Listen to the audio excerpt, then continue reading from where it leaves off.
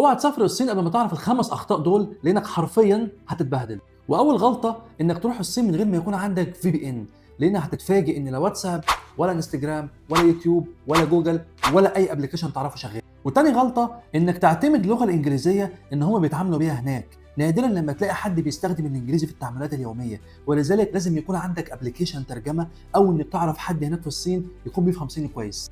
وتالت غلطه معانا انك تعتمد على الكاش، انك واخد معاك كاش في ايدك ورايح في الصين كتير، ودي اكبر غلطه ناس كتير بتقع فيها، لان 99% من تعاملات الصينيين هناك في الحياه اليوميه بتعتمد على الدفع الالكتروني الكامل. وده يودينا للغلطه رقم 4، ان لازم يكون عندك فيه 2 ابلكيشن مهمين جدا، علي باي ووي شات. العلي باي والوي شات مهمين جدا في الصين، دول مش مجرد ابلكيشن عادي، دول عباره عن حياتك كلها في الصين، ولازم تربط حسابك البنكي بعلي باي عشان تحاسب بيه هناك في الصين.